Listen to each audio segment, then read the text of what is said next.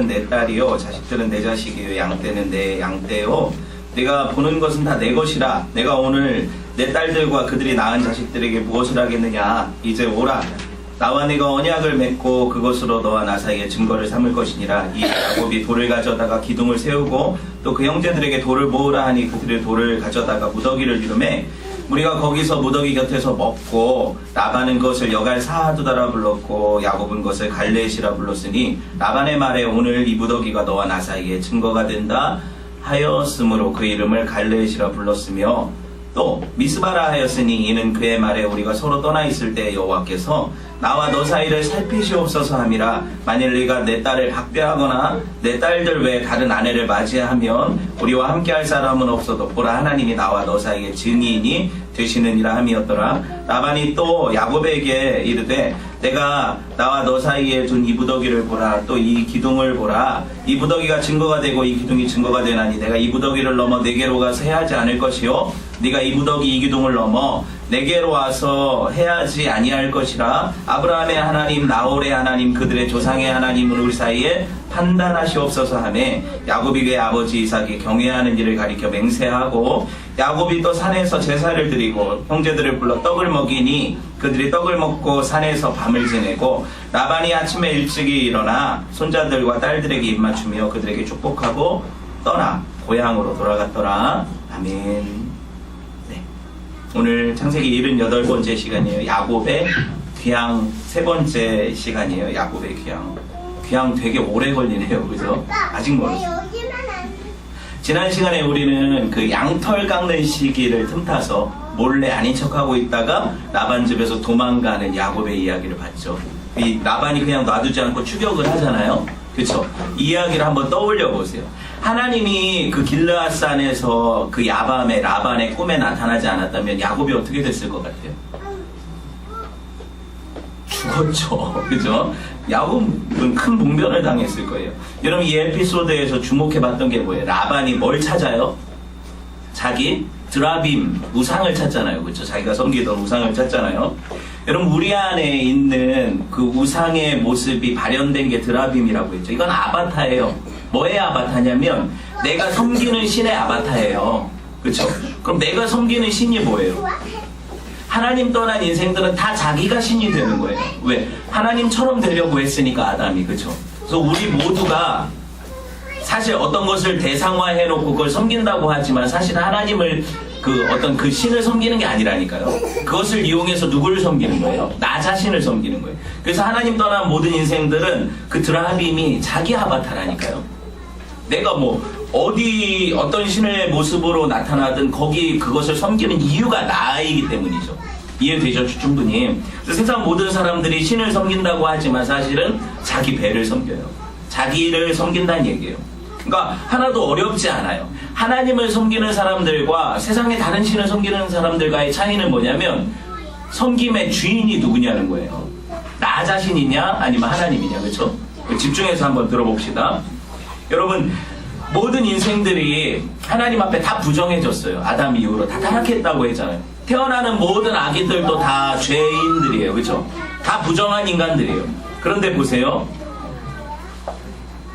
하나님은 자기 아들의 피로 그 부정한 죄인들을 덮으시죠. 그래서 우리가 구속받는다는 거잖아요. 근데 이 드라빔 이야기에서 보면 라헬이라는 부정한 여인의 피로 덮여서 어떻게 보면 보호받아야 되는 어떤 무기력한 신, 이게 누구예요? 그게 우리 자신이라니까요. 사람은 자기의 부정을 통해서 자기를 섬기는데 우리가 무슨 거룩한 사람들이에요. 다 자기를 섬기는데 다 부정한 죄악으로 섬기는 거예요. 그렇죠? 그러니까 하나님 앞에 인생들이 내어놓는 모든 것들이 죄라니까요. 그게 죄예요. 여러분 보시면 사람들은 다 각기 제 길로 갔어요. 양들처럼. 그렇지만 하나님께서 우리를 불쌍히 여기셔서 목자를 보내시죠. 그 어린 양을 찾아오시는 목자의 이야기가 성경에 면면이 드러나요. 오늘 그 말씀에 이어지는 이야기 뭐예요? 갈렙과 여갈 사하두다라는 어떤 한 증거의 언약에 관한 이야기를 지금 보려고 하는 거잖아요. 이름이 달라요. 그렇죠? 이 에피소드를 통해서 진짜 하나님의 참 목자이신 하나님에 의해서 세상과 믿는 자들이 어떻게 나뉘게 되는지를 볼 거예요. 오늘 말씀을 통해서.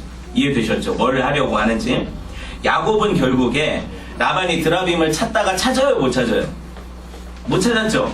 못 찾고 나니까 이 안에 있던 울분이 터져 나왔어요. 그래가지고 오늘 읽지는 않았지만 거기 라반의 형제들하고 같이 추격해 왔으니까 사람들이 많을 거 아닙니까?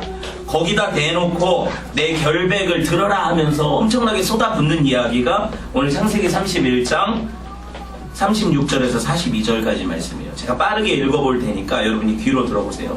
야곱이 많이 화가 났어요.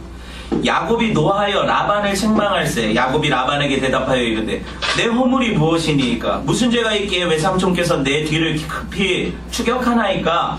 외삼촌께서 내 물건을 다 뒤져보았으니 외삼촌의 집안 물건 중에서 무엇을 찾아냈나이까? 여기 내 형제와 외삼촌의 형제 앞에 그것을 두고 우리 둘 사이에 판단하게 하소서. 내가 이 20년 동안 외삼촌과 함께 하였거니와 외삼촌의 암양들이나 암염소들이 낙태하지 아니하였고 또 외삼촌의 양떼 순양을 내가 먹지 아니하였으며 물려 찢긴 것은 내가 외삼촌에게로 가져가지 아니하고 낮에 도둑을 맞았든지 밤에 도둑을 맞았든지 외삼촌이 그것을 내 손에서 찾으므로 내가 그것을 스스로 그것을 보충하였으며 내가 이와 같이 낮에는 더위와 밤에는 추위를 무릅쓰고 눈붙일 겨를이 없이 지냈나이다. 내가 외삼촌의 집에 있는 이 20년 동안에 외삼촌의 두 딸을 위해서 14년, 외삼촌의 양떼를 위해 6년을 외삼촌에게 봉사하였거니와 외삼촌께서 내 품삯을 10번이나 바꾸셨으며 우리 아버지의 하나님 아브라함의 하나님 곧 이삭의 경외하는 이가 나와 함께 계시지 아니하였다면 외삼촌께서 이제 나를 빈손으로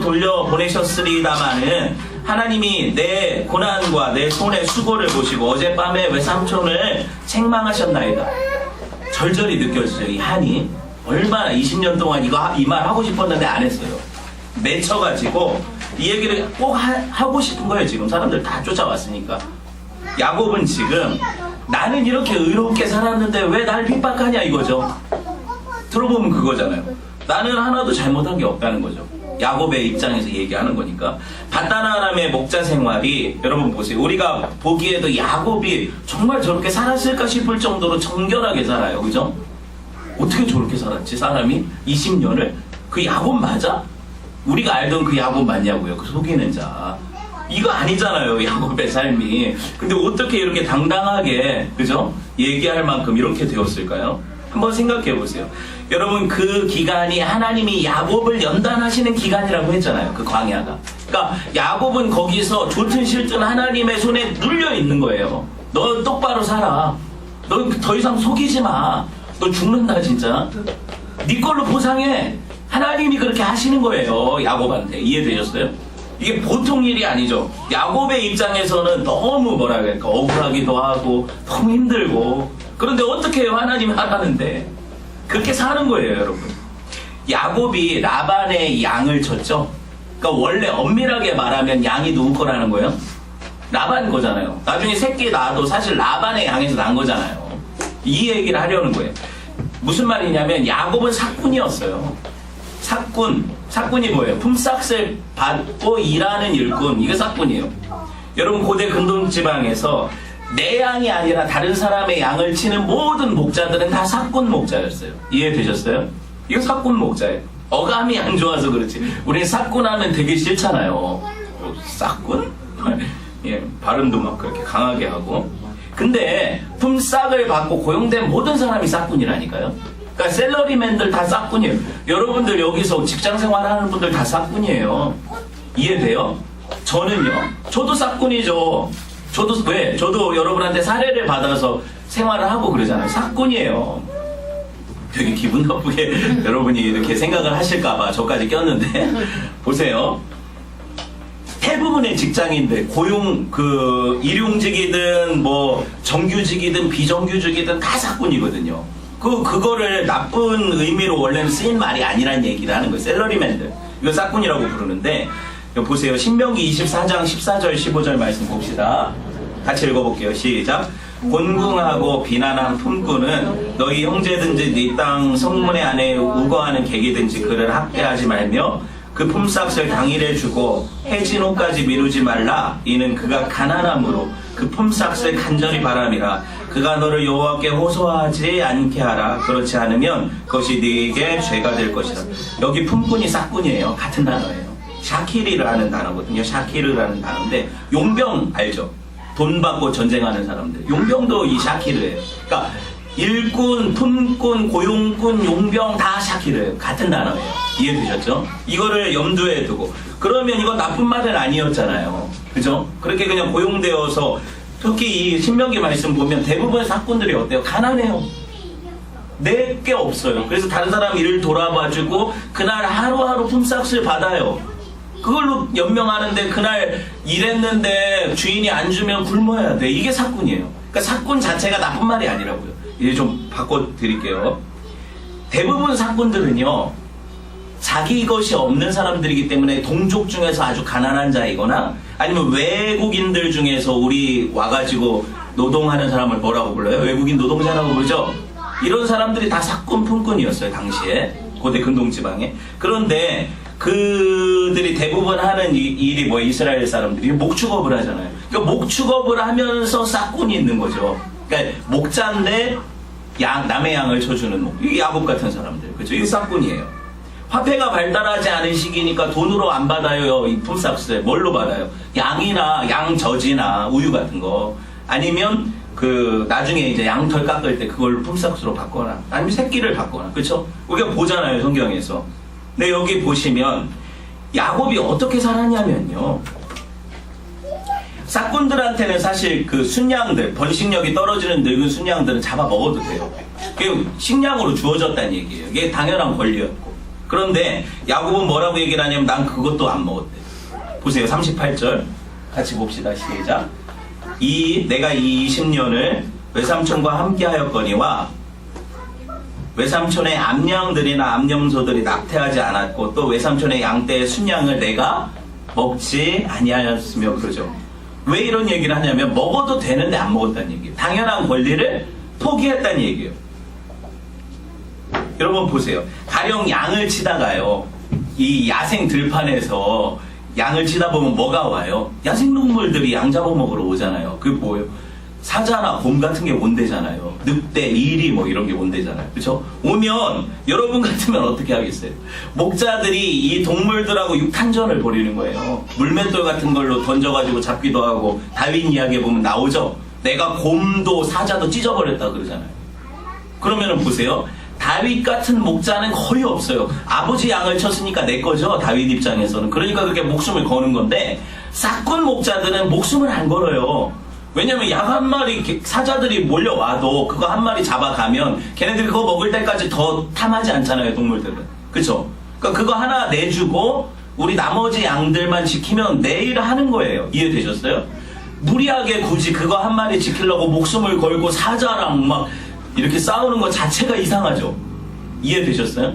제가 제대로 된 목자들을 욕하는 게 아니라 여러분 같으면 저 같으면 어떻게 하시겠어요? 양 한 마리를 누가 이렇게 물어봐. 사자가 봤어요. 여러분이 눈이 마주쳐 사자랑. 근데 난 총도 없어요. 당연하죠. 그 당시에 뭐가 있어요? 내가 그 사자랑 1대1로 싸울 거예요. 그 양 잡으려고? 양 뺏으려고? 한번 생각해 보세요. 안 할 거 아닙니까? 그냥 하나 주고 봐야지. 그래서 싹꾼들은 사실 목숨 걸지 않아요. 이해되셨어요? 이런 비율을 알아야 돼요.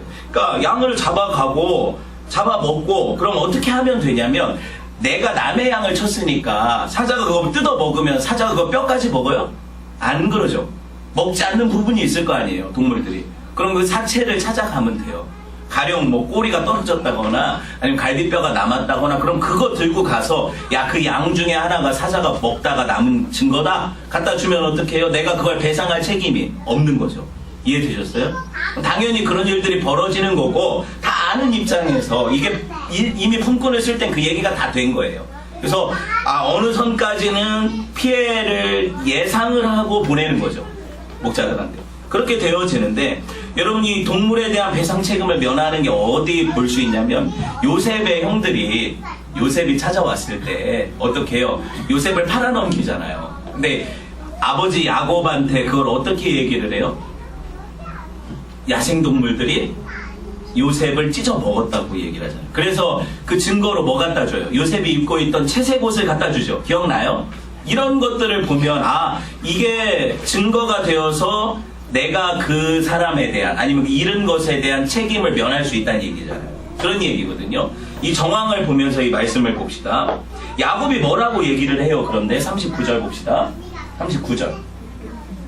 해나 뒤로 읽어봅시다. 물려 찢긴 것은 내가 외삼촌에게로 가져가지 아니하고 낮에 도둑을 맞았든지 밤에 도둑을 맞았든지 외삼촌이 그것을 내 손에서 찾았으므로 내가 스스로 그것을 보충하였습니다. 세상에 이런 충직스러운 사람이 있을까? 세상에 이런 바보 같은 싹군이 어디 있어요?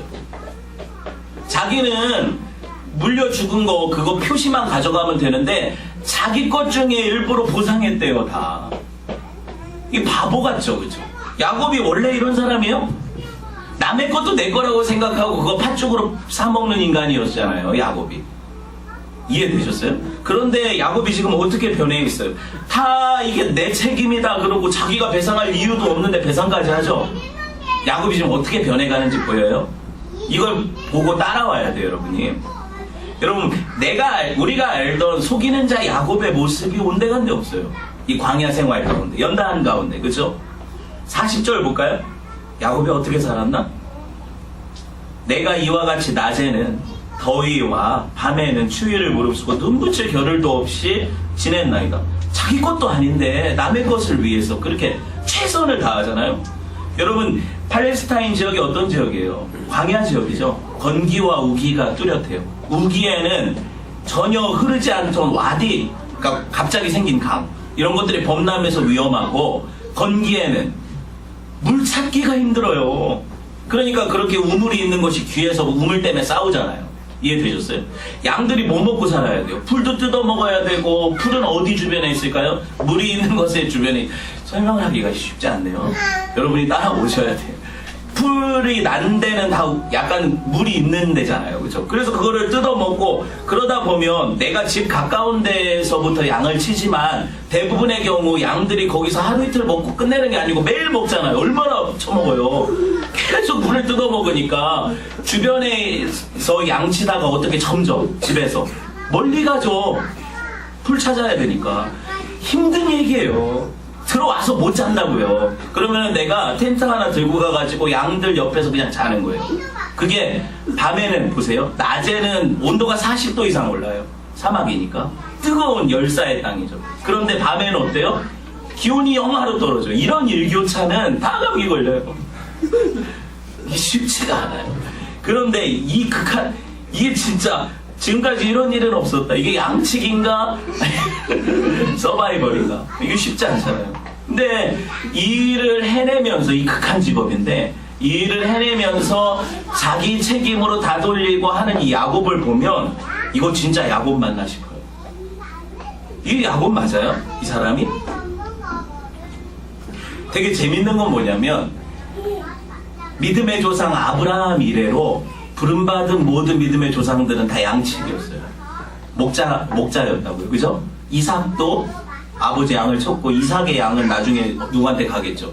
야곱도 양측이고, 그쵸? 여러분, 그 출애굽의 지도자가 누구예요? 모세죠. 모세가 미디안 광야에서 40년간 뭐 했어요? 예, 양 쳤어요. 그쵸? 신기하죠? 여러분, 이스라엘의 가장 위대한 왕이 누구예요? 다윗이죠? 다윗은 뭐 했어요, 어렸을 때? 양 쳤어요. 이 양치기 소년들. 그쵸? 이 양을 치는 어떤 일로 부름받았고, 믿음의 사람들은 다 목동 생활을 했어요. 그런데 텐트, 그쵸? 이동을 하면서 텐트를 치고 장막 생활을 하면서 그 땅이 내가 영원히 거할 땅이 아니라는 걸 배우고 가는 사람들이었어요. 다 목자들이. 그쵸? 그리고 자기가 하는 일들은 양들을 위해 목숨을 버리고 양들을 위해 최선을 다하는 삶을 살다 가는 거예요. 목자의 삶. 근데 여러분 보세요. 성경이 계속해서 참 목자를 누구라고 불러요? 하나님이라고 부르잖아요. 여호와는 나의 목자시니 내게 부족함이 없으리로다. 시편 23편. 성경의 모든 목자상은, 최고의 목자상은 누구예요? 하나님이세요. 그렇죠? 지금 무슨 얘기를 하려고 하냐면 믿음의 사람들이 그들의 삶 가운데 목자 생활을 하면서 누구를 경험하는 거예요? 하나님을 경험하는 거예요. 여러분 한번 생각해 봅시다. 그의 삶과 그의 직업이, 여러분 믿음의 사람들의 삶과 직업은 누구를 예표하는 거예요? 그러니까 하나님을 예표하는 거고, 결국에 선한 목자로 이 땅에 오실 누구? 예수 그리스도를 예표하는 삶을 살았다는 거예요. 그들은 그것을 고대하고 내가 목자지만 참된 목자가 오실 거야. 나는 양들을 위해 목숨을 버리지 못하지만 양떼를 위해 목숨을 버리실 그분이 오실 거야. 그걸 경험하는 삶으로 인생을 살았어요. 그들에게는 어디에 돌아갈 본향이 분명히 있었고, 그렇죠? 이것이 그들의 삶이었어요. 제가 이 이야기를 하는 이유는 저와 여러분의 삶이 이들의 삶 가운데 투영돼야 돼요. 우리가 이렇게 살아야 돼요.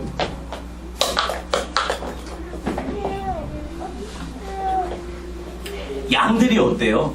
제가 양에 대해서 설명하려면 하루 따로 설교를 해요. 양들은요, 이 눈이 어둡고 귀는 밝아서 목자의 음성을 듣죠. 그러니까 양떼들이 제일 잘하는 게 뭐냐면 목소리로 사람 분별하는 거예요. 목자가 불러야 양이 와요. 수만 마리 양떼들이 다른 목장의 사람들, 그 목자들의 양들하고 섞어놔도 주인 목소리를 듣고 그 양들이 쫙 빠져나오는 거예요. 신기하죠? 그래서 양들은 목자의 음성을 듣는다는 거죠, 성경이. 하나님의 음성을 듣는 자는 하나님의 양인 거죠. 이해되셨어요? 그게 양이라는 거예요. 그런데 성경이 양을 항상 좋다고 표현하지 않아요. 우리는 다 양 같아서 각기 제 길로 갔거든. 양들이요, 이게 한번 이렇게 놀라거나 무슨 일이 생기면 뿔뿔이 흩어져 가는 거예요. 다 지 길로 가는 거예요. 이 양은 양심이 없어요. 목자가 일일이 찾아다니면, 그래서 99마리 양이 목장에 있는데 잃어버린 한 마리 양을 찾아가는 목자상이 나오는 거죠. 이런 이야기들이 성경에 왜 기록됐는가를 아셔야 돼요. 양들은 목자가 케어해주지 않으면 다 죽어요. 그 한 마리도 다 죽는 거예요. 여러분, 신약에 와서 예수님이 뭐라고 해요? 내가 바로 선한 목자다 그러잖아요. 선한 청지기가 아니라 선한 목자다 그러시잖아요. 그리고 예수님이 자기를 뭐라고 해요? 나는 양의 문이다. 양의 문이 뭐예요? 양문은 양이 오고 갈 때 출입하는 문이란 얘기예요. 나는 양의 문이다 그러죠. 나는 하나님을 향해서 표현하기를 목자장이라고 표현을 해요. 목자장이라고 성경이. 자, 이걸 잘 들어보세요. 그러면 보세요. 나머지 모든 오고 오는 세대의 목회자들이라든가 지도자들이라든가 아니면은 그런 사람들을 다 뭐라고 부르면 돼요? 싹군이라고 부르면 돼요. 이해되셨어요?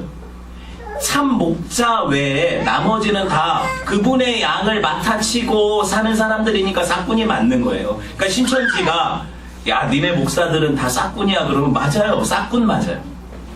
삭군이라고요. 기분 나쁘게 듣지 마세요. 삭군인데 어떤 삭군이 있는 거예요? 그 주인을 닮은 삭군이 있는 거죠. 이해되셨어요? 오늘 야곱이 뭘 보여주는 거예요? 삭군의 모습을 보여줘요? 참목자의 모습을 보여줘요? 참목자의 모습을 보여주잖아요. 다윗이 어때요? 삭군처럼 살아요? 참목자처럼 살아요? 참목자의 삶을 살잖아요. 왜 이 이야기가 성경에 기록될까요? 너희는 삭군 맞는데 하나님의 은혜가 임하면 그 삭군이 참목자의 모습을 예표할 수 있다는 거예요. 그래서 오고 오는 세대에 그 목자를 드러내는 삶은 누구예요? 우리들의 몫이에요. 그러니까 내가 삭군답게 사냐 아니면 참목자를 드러내며 사냐. 이해되셨어요? 난 삭군 맞는데 그 은혜가 임하면 목자처럼 살 수 있다는 거죠. 하나님이 하신다는 거예요. 여러분 삶 가운데 그 일을 하신다는 거예요. 여러분 보세요. 그러니까 신천지가 그런 얘기를 해도 걔네들은 어차피 일이에요. 싹군이라고 볼 수도 없어요. 일이에요 그냥. 그러니까 이리 가라 저리 가라 할 필요도 없어요. 요한복음 10장 11절에서 15절에 보면 예수님이 자신을 뭐라고 표현하시는지 보세요. 봅시다. 같이 읽어볼게요. 요한복음 10장 11절 15절 봅시다. 시작. 나는 선한 목자라. 선한 목자는 양들을 위하여 목숨을 버리거니와 삭군은 목자가 아니요 양도 제 양이 아니라 이리가 오는 것을 보면 양을 버리고 달아나나니 이리가 양을 물어가고 또 해치느니라. 달아나는 것은 그가 삭군인 까닭에 양을 돌보지 아니함이라. 나는 선한 목자라. 나는 내 양을 알고 양도 나를 아는 것이 아버지께서 나를 아시고 내가 아버지를 아는 것 같으니 나는 양을 위하여 목숨을 버리노라. 예수님이 이 말씀을 하시고 실제로 양들을 위해서 어떻게 하셨어요? 자기 목숨을 주시잖아요, 십자가에서. 그리고 예수님이 하시는 말씀, 자기 사명선언이 뭐예요? 내가 온 것은 양들로 생명을 얻고 더 풍성히 얻게 하려 합니다. 예수님은 우리의 풍성한 생명을 주시기 위해서 자기 생명을 주시는 분이세요. 양들은 뭘 먹어요? 푸른 초장, 맑은 물가로 인도하시는데 그분의 살과 피를 먹는 거예요. 누구의? 예수 그리스도의, 목자의. 여러분, 왜 교회 안에서 말씀이 여러분의 양식이 되는지 아세요? 이 말씀이 곧 하나님이시기 때문에. 하나님 자신을 말씀이라고 표현하시잖아요. 그리고 우리는 이 말씀을 뜯어 먹고 사는 거예요. 그렇죠? 그러니까 여러분 삶에 하나님의 말씀이 양식되지 않으면 여러분 크리스찬이 아니에요. 푸른 초장, 맑은 물가가 무슨 대단히 좋은 어떤 환경을 주셔서 거기서 살게 하신다고 생각하면 착각이에요. 그런 게 아니고 자기 자신을 뜯어먹게 해주시는 예수 그리스도의 그 피로 사는 거예요. 그 생명이 저와 여러분을 풍성하게 살게 하는 거예요. 나머지 다 싹군이라고 하잖아요, 예수님이. 나는 선한 목자다 그러세요. 누구만? 하나님. 하나님만 선한 목자예요. 여기 서 있는 제가 선한 목자가 아니에요. 삭군이에요. 뭐예요? 선한 목자가 내 안에서 삭군의 어떤 그 삶에서 하나님을 드러내게 하시는 삶으로 변화시켜 가실 때 여러분은 그 목자의 삶을 보는 거죠. 이해되셨어요? 그러니까 걱정하지 마세요. 부름받은 모든 사람들은 삭군처럼 살게 안 하세요, 하나님. 걱정하지 마세요. 여러분은 힘들어도 어려워도 양들을 위해 목숨을 버리는 자리까지 이끌어 가신다니까요. 그게 십자가 지는 삶이죠. 그거 안 지고 무슨 양을 풍성하게 먹여요? 안 되잖아요, 그렇죠? 여기 예수님이 삭군이라고 지칭한 부류가 누구예요? 그 당시에 헤롯 왕과 그리고 예수님 당시에 바리새인 서기관들, 자기는 짐도 하나도 안 지고 남들한테 율법주의적으로 뭐 시켜 너는 거룩하지 못하니까 하면서 늘 판단하고 힘들게 하고, 그러다가 진짜 목자가 오니까 그 목자를 십자가에 못 박아 죽인 인간들을 삭군이라고 부르는 거예요. 그 이후로 우리가 삭군이라는 단어에 아주 그냥 치를 떠는 거죠. 그런데 다 삭군이라니까요. 왜? 우리가 예수 못 박은 자잖아요. 예수님이 저와 여러분 때문에 죽으셨잖아요. 우리가 삭군이지 뭐 누가 삭군이에요. 그럼에도 불구하고 그 양식을 배불리 먹이셔서 우리로 하여금 그 목자의 삶을 살게 하시니 이게 은혜 아닙니까? 이게 은혜 아니에요. 그죠? 여러분, 그러니까 은혜를 덧입어서 내 마음대로 사는 걸 그걸 은혜 입었다고 하지 않아요. 은혜를 덧입으면 내 마음대로 못 살게 돼요. 왜? 목자가 그렇게 끌고 가시는데 은혜 입은 사람이 어떻게 내 마음대로 살아요? 말도 안 되죠, 그죠? 말도 안 되죠. 그 당시 바리새인들, 서기관들이 다 자기가 이스라엘 목자 행세했다니까요. 그런데 그들이 목자가 아닌 것이 드러난 사건이 십자가예요. 진짜 목자는 니네처럼 양들을 뜯어먹는 게 아니라 양들을 위해 생명을 주는 게 목자다. 이거 보여주신 게 누구예요? 예수님이시잖아요. 그게 다예요. 그러니까 지금까지 오고 오는 세대 아브라함 이래로 모든 사람들은 목자의 삶을 사는데 삭군이고, 근데 그 삶에서 참 목자가 자기를 드러내실 때 그때가 바로 그 사람이 오늘 야곱과 같이 양들을 위해서 자기 목숨을 거는 그런 행위로 나타나는 거예요. 신기하죠? 야곱 같은 사람이 어떻게 이렇게 살 수 있을까요? 그러니까 여러분, 야곱도 이렇게 살게 하신 하나님은 저와 여러분도 충분히 이렇게 하실 수 있다니까요. 하실 수 있다니까요. 자, 봅시다. 야곱의 후손으로 누가 오시는 거예요? 예, 예수님이 오시는 거예요. 그 목자의 삶을 살다 그 잠시 동안이지만 그렇게 붙들려 산 삶에 또 흔적이 남아있죠? 그쵸? 그것이 증거하는 바가 누구예요? 자기 후손으로 오실 참 목자 예수 그리스도를 증거하고, 야곱은 그 사명 다하고 간 거죠. 야곱이 그럼 평생 그렇게 살았나요? 안 그래요. 무슨 말을 하고 싶은 거냐면 하나님 손에 붙들릴 때 여러분은 거룩해질 수 있어요. 그게 얼마 기간이 됐든 저는 모르겠어요. 그런데 여러분 인생 자체가 완전히 거룩해져서 그걸로 끝나는 건 아니에요. 아시겠어요?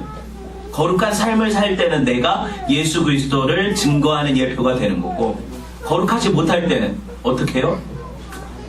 그 증거가 되지 않겠죠, 당연히. 그러니까 그때는 뭘 알 수 있어요? 내가 이렇게 연약하고 무력한 자구나. 은혜가 아니면 나 같은 건 죽어 마땅한 죄인이라는 걸 깨달으면서 은혜를 구하는 자로 바뀌죠. 그러니 둘 다 은혜인 거예요. 성도의 삶은 그래요. 그러니까 여러분들이 제일 당당한 게 뭐예요? 뭐가 제일 당당해요? 나는 창세전에 선택받은 게 제일 당당하죠. 그래서 죄져도 근데 이거를 너무 당당하게 내세워서 난 죄져도 천국 가 뭐 이렇게 하면 어떻게 돼요?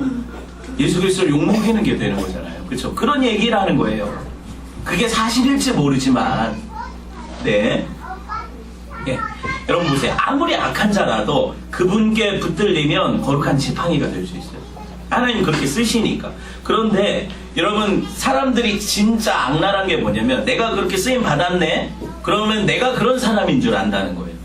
아, 내가 거룩해서 그나마 하나님 영광을 이렇게 드러냈지 이렇게 자기 영광으로 가져간다니까 인간이. 그게 문제죠. 사실 오늘 제가 얘기하려는 요가 그거예요. 야곱은 하나님 손에 그렇게 붙들리지 않았다면 양 지금 엄청 겁으로 이미 됐을 거예요. 다 빼먹고 자기가 단물씀을 다 빼먹고 나중에 보잖아요. 어떻게 해가지고 1년 만에 그걸 챙겨가는지. 그런 사람인데 하나님 그럼 그 20년간 야곱을 어떻게 누르셨길래 저렇게 거룩한 삶을 살게 됐을까를 보시면 되는 거죠. 봅시다. 42절 말씀 볼게요. 혜인아 같이 봐야 돼. 같이 봅시다. 시작. 우리 아버지의 하나님 아브라함의 하나님 곧 이삭의 경외하는 이가 너와 함께 계시지 아니하였다면 외삼 쪽에서 이제 나를 빈손으로 돌려보내셨으리이다마는 하나님이 내 고난과 내 손의 수고를 보시고 어젯밤에 외삼촌을 책망하셨나이다. 야곱이요 물론 잘 살았는데 이걸 다 자기 공으로 돌리는 거예요. 보세요. 그 말 가운데 내가 이렇게 수고했고 내가 이렇게 고생했고 하나님이 내 이 고난 고생 보셨다. 그래서 이거 갚아주시는 거다 이러죠. 이 인간이에요 사실. 그게 악함이에요. 다 우리는 그런 식으로 내 삶을 포장하죠. 네 아니라니까요. 야곱이 그렇게 된 건 야곱 자체의 가능성이 아니에요. 하나님이 야곱을 그렇게 만들어 가신 거예요. 한번 손 놓으면 어떻게 돼요? 야곱은 또 속여요. 또 자기 걸로 만들어요. 보세요. 지금 그 영광을 누가 가르치려고 해요? 야곱 지가 가르치려고 하죠. 봐라 하나님이 네 꿈에 나타나신 게 나 때문이다. 내가 그렇게 수고해서 하는 거 보상하신 거다. 이게 맞아요 틀려요? 신앙적인 말 같죠? 여러분 대부분 이렇게 얘기하지 않아요? 야 네가 그렇게 재수없게 되는 게 왜 그런지 알아? 네가 하나님 믿는 나를 건드려서 그래. 죽어 나 건드리면 내가 하나님을 어떻게 섬기는데 그분이 얼마나 기뻐하시는데 너 같은 게 날 건드려. 이거 아니라니까요. 이게 아니에요. 보세요. 수많은 하나님의 백성들은 자기가 일하고도 나는 무익한 종이라고 했어요. 그렇죠? 이걸 기억해요. 나는 무익한 종이라고 했어요. 오고 오는 세대 모든 성도들이. 야곱이 자기가 이런 행위를 해서 하나님이 자기를 보호하신다고 생각하고 말하는 것 자체가 잘못이에요. 그거 아니에요. 행위와 상관없어요. 잘 보세요. 야곱이 행한 행동은 아까 제가 설명한 것처럼 예수 그리스도께서 그 안에서 하신 일이거든요. 야곱이 한 게 아니에요. 그래서 여러분 안에 누가 사신다는 거예요? 그리스도께서 사신다는 거죠. 내가 산 것이 아니라 그리스도께서 사신 것이라. 그렇죠? 그렇게 행동하게 하시는 분은 누구세요? 야곱이 기원이 아니라 하나님이세요. 여러분 안에 두 마음이 싸워요. 죄된 내 옛 본성과 성령에 어거된 나의 새 사람이 싸우죠. 누가 하시는 일이라는 거죠? 하나님이 하시는 일이라는 거잖아요. 충분히 이해되셨죠? 여기까지 듣고 나면 여러분 보세요. 라반이나 야곱이나 도친 대진이거든요. 같은 사람이에요. 그런데 차이가 있다면 딱 한 가지예요. 뭐냐면 야곱은 창세전에 택함 받았다는 거. 하나님이 일방적으로 언약을 주셨다는 거. 그거 차이죠. 그럼 불신자와 신자의 차이는 그거 하나예요. 여러분이 더 잘나고 더 행위가 나아서 아니에요. 하나님이 여러분을 창세전에 선택하셔서 그래요. 그게 답이에요. 그러니까 보세요. 그 이후에 태어나서 내가 한 일을 가지고 하나님 앞에 자랑할 수 있다는 거예요? 없다는 거예요? 없다는 거죠. 왜? 그분이 내 안에서 하신 일이니까 내가 한 일이 아니란 얘기예요. 그런데 하나님은 내가 그렇게 수고한 것들을 그냥 무의로 돌리지 않고 네가 나를 사랑함으로 이 일을 하는구나 라고 인정해 주신다니까요. 내가 한 것처럼. 착각하면 안 돼요. 하나님 은혜라는 얘기죠. 여러분 보세요. 모든 성도들에게 왜 이 일을 하실까? 하나님이 여러분 안에 들어가셔서 왜 그렇게 살게 하시고 그 마지막에는 주께만 영광 돌리게 하실까? 이게 목적이거든요. 우리 삶에. 맞죠? 하나님 영광을 위해 찬송을 하기 위해 만들어진 존재가 저와 여러분입니다. 그 목적을 이루시는 방편으로 우리 삶이 사용돼요. 그리고 나서 결국에 그 영광을 누가 가져가세요? 하나님이 가져가시는 거예요. 그러고 나면 여러분, 그러고 나면 계시록에서 그 24장로들이 자기 면류관을 벗어서 하나님께 드리는 장면이 이해가 돼요. 그렇게 수고하고 생명까지 주를 위해 헌신했던 사람들이 다 하나님께 면류관을 드려요. 이거 당신 거라고. 이게 이해가 돼요. 라반이 야곱이 이렇게 얘기를 하니까 정신이 벌쩍 들었겠죠. 어제 꿈꾼 것도 있고. 그러니까 야, 이거 큰일 났다. 더 이상 하면 안 되겠다. 이런 생각이 들었을 것 같아요.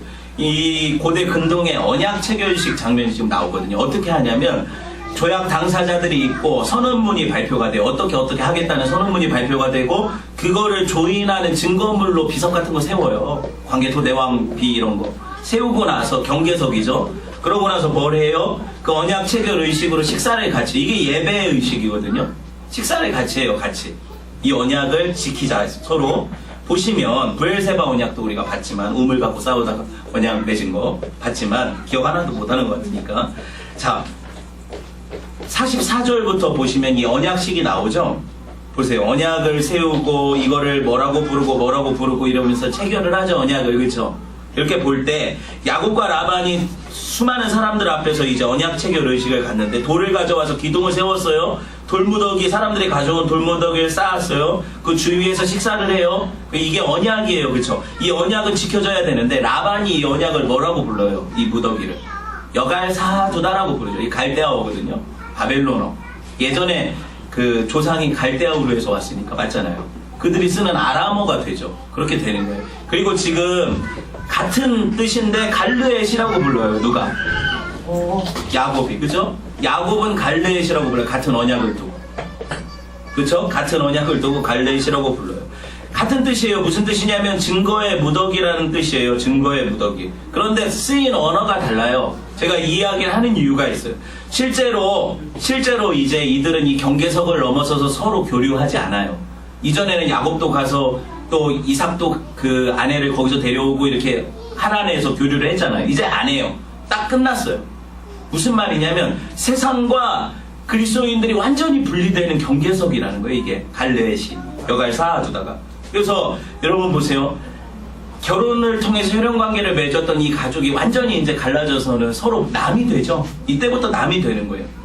여러분 보세요. 하나님의 백성과 불신자들이 서로 전혀 다른 삶을 살 거라는 예표죠. 봅시다.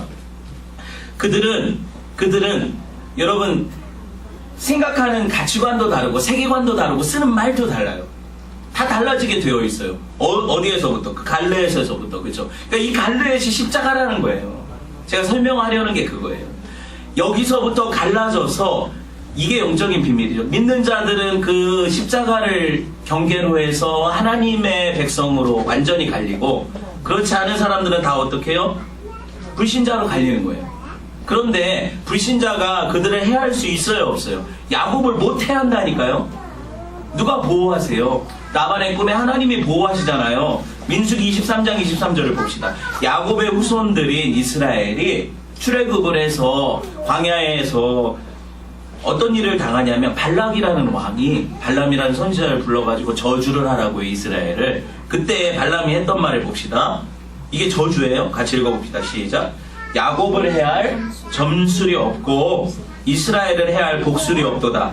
이때 야곱과 이스라엘에 대하여 논할진대 하나님께서 행하신 일이 어찌 그리 크냐 하리로다. 여러분, 하나님의 백성은 누가 보호하세요? 하나님이 보호하세요. 여러분, 아무리 여러분 인형을 만들어 놓고 바늘로 찔러도 여러분 애를 안 당해. 이런 복술이 없어요. 무당이 구슬해도 여러분 병 안 나요. 점술과 복술은 그들을 해할 수 없대요. 그렇죠? 하나님이 하시잖아요. 하나님이 보호하시잖아요. 그런데 여러분, 라반이 이제 딱 그걸 깨닫고 나니까 더 이상 야곱을 못 붙잡겠다는 걸 이제 알았어요. 그리고 이제 그 맹세까지 다 시켜놓고 나니까 라반이 이 갈르에 여갈 쌓아두다 이 무더기를 쌓아놓고 보니까 이게 망대 같거든요. 망을 보는 망루 같거든요. 그래서 미스바라고 불러요. 이불이었는데 망루라는 뜻이거든요. 망루라는 뜻이거든요. 망은 어떨 때 봐요? 적이 쳐들어오거나 이럴 때 경계하는 거잖아요. 그렇죠? 그래서 그 뜻을 뭐라고 해요? 여호와께서 나와 너 사이에 살피신다, 경계하신다, 감찰하신다 이런 뜻으로 쓰는 거거든요. 이제 조금만 더 진행을 할게요. 이제부터는 라반의 가족이 들어와서 야곱을 못 쳐요. 그리고 야곱도 못 쳐요. 근데 라반이 아무리 나쁜 사람이라도 자기 딸들을 향한 부정은 있잖아요. 그러니까 뭐라고 얘기를 해요? 야곱한테 미스바라는 게 인사가 아니에요. 너 만약에 내 딸 외에 다른 딸들 그 땅에서 취해서 아내로 삼으면 너 죽는다. 그 하나님이 보신다 이 얘기가 저주거든요. 미스바가 그런 뜻이에요. 내가 뜬금없이 라반의 마음이 제 마음으로 느껴요. 아빠의 마음이죠 이게. 너 시집도 보내지 말아야 되겠고 뭐 대학 가서 클럽 가면 죽고 뭐 이런 거죠. 이런 마음이 느껴요. 다시 정신 차리고 본문으로 돌아와서 마지막으로 라반과 야곱이 갖고 있는 신관을 이것만 이제 마지막이니까 조금만 더 집중을 해봅시다. 야 이게 그렇죠. 괜찮아요. 여러분들 또 졸면서 들어도 돼요. 조금만 봅시다.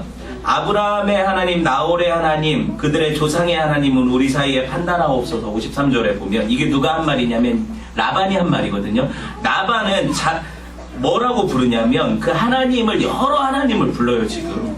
네, 이삭은 뭐라고 얘기를 하냐면 이삭이 경외하는 야곱은 그의 아버지 이삭이 경외하는 일을 가리켜 맹세를 해요. 좀 뭔가 달라요. 이 둘이 부르는 게 달라요. 라반이 맹세하며 부르는 신은 아브라함의 하나님, 나홀의 하나님, 그들의 조상의 하나님이죠. 근데 보세요. 데라의 아들이 누구예요? 아브라함이잖아요. 그리고 나홀이에요. 나홀에서 누가 나왔냐면 이 라반 식구들이 나오는 거예요. 그 사람들 다 어디 머물렀어요?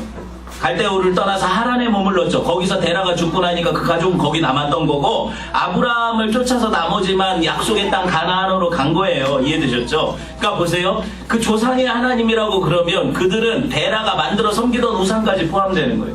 데라가 뭐 하던 사람이에요? 우상만 팔던 사람이죠. 그러니까 이걸 제가 그냥 어거지로 이런 얘기를 하는 게 아니라 라반이 뭘 가지고 찾으러 왔어요 지금. 드라빔 찾으러 왔잖아요. 우상을 여전히 갖고 있어요. 그 집버릇 난 못 준다고 하나님도 섬기고 세상도 섬기는 거예요. 나한테 유익이 되는 신이라면 다 섬길 수 있어요. 그게 라반이 이게 신앙이라고 생각해요. 라반은 그게 옳다고 생각해요. 야곱은 어때요? 오직 아브라함의 하나님, 이삭의 하나님, 야곱의 하나님 딱 그 하나님만 섬기는 거예요. 딱 그 한 분만 섬기는 거예요. 여러분 보세요. 이게 모든 믿는 자들이 여기서 갈리는 거거든요. 내가 믿는다고 하지만 세상도 섬기고 하나님도 섬길 수 없어요. 성도는 오직 하나님만 섬겨야 돼요. 근데 교회에서도 아무리 그렇게 얘기를 해도 수많은 사람들이 이미 나는 세상이라는 신을 가지고 있고 이걸 드라빔을 숨겨놓고 하나님도 섬긴다고 오는데, 그죠? 하나님 이걸 다 뽑아내시기를 원하시는 거예요. 다 뽑아내기를 원하시는 거예요. 늘 신앙은 경계선 사이에 있는 사람들이 있어요. 건너가지를 못해. 여러분 보세요. 라반하고 그 가족들은 어디 머물러요? 하란이라는 지역에 머무는데 하란은 뭘로 갈라져 있어요? 유프라테스라는 강을 사이로 해가지고 이쪽으로 넘어오면 가나안으로 들어올 수 있는데 약속의 땅으로 그걸 안 넘어가는 거거든요. 그죠? 거기 하란이라는 지역 이름이 옛날에 제가 설명했어요. 교차로라고. 교차로. 뭐예요? 거기서 이쪽으로도 갈 수 있고 저쪽으로도 갈 수 있는 곳. 그러니까 뭐예요? 양다리죠. 신앙의 양다리예요. 하나님도 섬길 수 있고 세상도 섬길 수 있는 거예요. 거기서 머무르는 거예요. 넘어오지를 못해. 딱 넘어오면 어떻게 돼요? 그 유프라테스를 건너서 가나안으로 들어가면 하나님만 섬기는 거죠. 여러분 제가 도전하는 게 그거예요. 하나님의 백성은 하나님이 하나님만 섬기기를 원하세요. 그래서 돈과 하나님을 겸하여 섬길 수 없다고 얘기하시는 거죠. 하나님을 섬기고 돈을 조금 가져라가 아니에요. 하나님만 섬겨라예요. 그렇죠? 그러니까 여러분이 그 경계선을 확실히 넘어야 그 하란에 머물지 않아요. 갈르의 십자가를 건너면 온전한 하나님의 백성이 남고, 그렇지 않은 사람은 그냥 불신자인 거죠. 하나님도 섬기고 세상도 섬기는 걸 신자라고 부르지 않는다고요. 성경이. 그 성경이 신자라고 부르지 않아요. 그러니까 여러분 이렇게 둘 섬기다 보면 어떻게 해요? 결국에 서로 다리를 걸치고 있으니 가랭이가 찢어지겠죠. 결국에 찢어지면 어떻게 돼요? 반은 하나님한테 가고 반은 어떻게 가요? 아니에요. 죽는 거죠. 죽는 거라고요.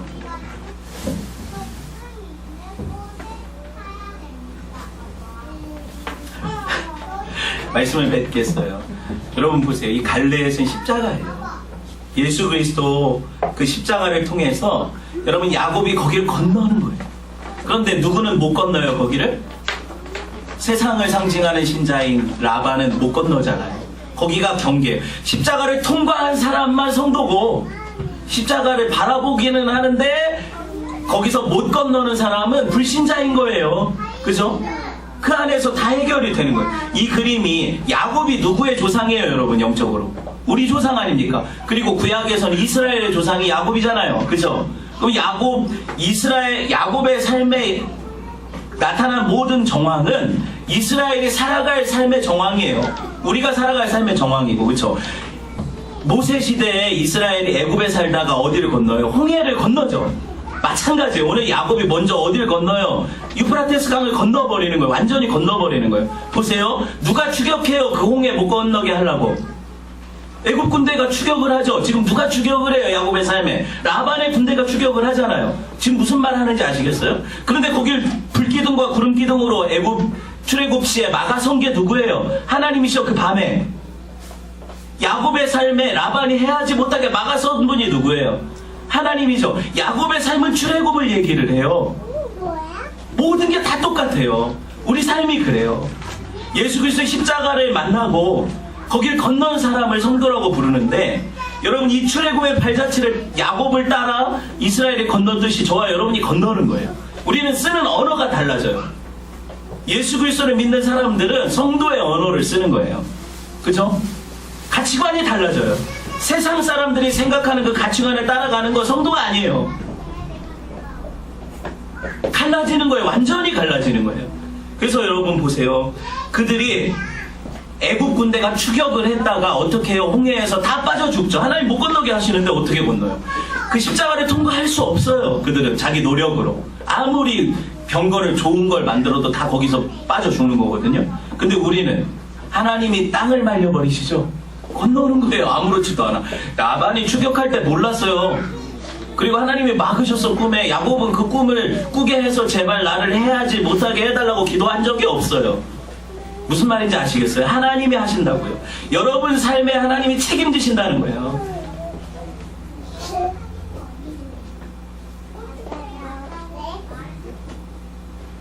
이 언약을 바라봅시다. 갈대 미스바, 여러분 이건 우리에게 복이고요. 세상 사람들에게 이 십자가는 저주거든요. 그래서 십자가 싫어하는 거예요, 세상 사람들이. 야, 뭐 그걸 나를 위해 누가 죽어가지고 대신 내 죄가 사해지고 천국 간다고 그걸 누가 믿어? 안 믿죠. 우리는 믿기는걸요. 그분이 나를 위해 죽으신 하나님 아들이라는 게 믿어지니까 이걸 어떻게 설명을 다 해요. 여러분 근데 제가 여러분한테 믿어요 안 믿어요? 다 믿잖아요. 여러분이 스스로 돌아보면. 좀 안 믿는 것 같아요. 믿잖아요. 이걸 어떻게 여러분이 세례를 받으신 거예요 도대체? 하나님 은혜라니까요. 창세 전에 갈렸어요. 그래서 여러분은 내가 믿는 순간에 알게 돼요. 내가 십자가를 통과한 자구나. 저 사람이 아무리 내가 그렇게 똑같은 설교로 설명을 해도 안 믿어. 어떻게 된 거예요? 그 사람은 택자가 아니구나. 이렇게 되는 거예요. 하나님의 은혜죠. 그런 은혜가 저와 여러분을 세상과 완전히 갈라놓기를 주님의 이름으로 축원을 드립니다. 우리 함께, 저도 힘들지만 여러분도 힘든 거 알아요. 같이 기도할 때 복음을 붙잡읍시다.